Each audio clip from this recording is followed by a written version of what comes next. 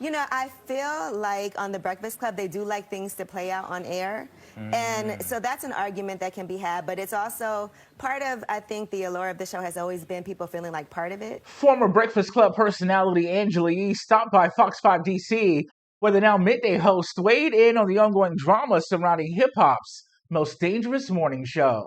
When I initially left, they did say they were going to hire 2 people. So that was always the plan. So I'm going to be honest, I don't know what's communicated to anybody. I know Jess was out on maternity leave, and I know that's tough too, coming back. I know she's expressed, having a baby, postpartum, all of those things take a toll. And Loren works really hard.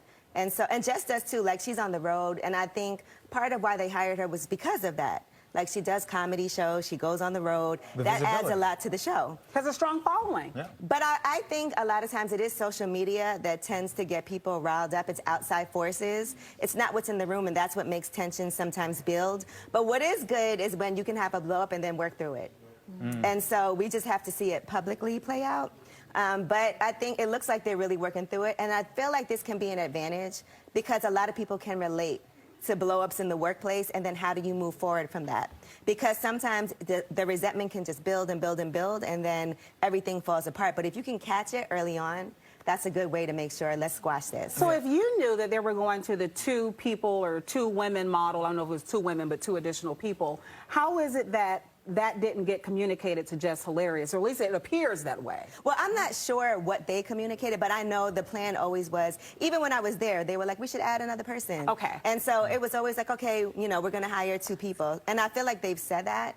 So I'm not sure what was said. They both did. They both kind of mentioned that this was always a part of the original plan.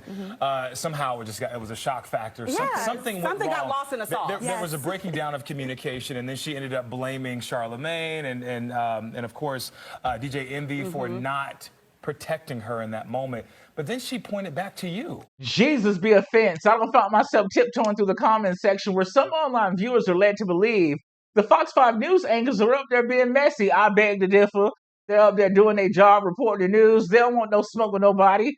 Get down to the bottom of things as to why Just Hilarious seemingly attempted to pull Angela Yee back into a chaotic situation. Allegedly. Why did she do that? She just said, I'm not crazy. And, I knew that. But what was she alluding to? You know what? I saw her one time. We had like a women's event. And we didn't even have a chance. It was all the women at iHeart. So we haven't really had a chance to even break it down. I think she meant it more as a compliment, like, Angela is not crazy. Because people thought I was crazy for leaving the show. Sometimes people think as the woman, you're the problem. And so when something like this happens, it's like, she's not crazy. Like, people, who knows who said that, but... Yeah, I thought she was alluding to the fact that maybe you went through something similar behind the scenes and you could relate, and hey, she's not crazy and I'm not either. That's how I took it. I think all of us took it that way. We were just like, wait, how did Angela get involved in this? Right. We love Angela. I don't know. I haven't even had a chance. We saw each other. We were doing like these little group sessions, and we were like, we'll talk later. And I'm sure you guys will. Then I left to go to Memphis. Yeah, I hope that conversation happens, because I think both women are equally talented in their own, arena. They bring something different to the table. I think Jess is hilarious, and then Loren is a journalist. So I think if they can figure out how to balance those things, and sometimes it's also the conversation of, okay, when do I jump in? Because I also think it's important before a break to sit down and be like, okay, this is what we're about to talk about. What's your point of view? What's your point of view? We do that every day. We do that every single day. I don't know that they are or aren't doing that, but I think maybe that has to be something that's even more ingrained. But then we're collaborating and not competing. That's the difference.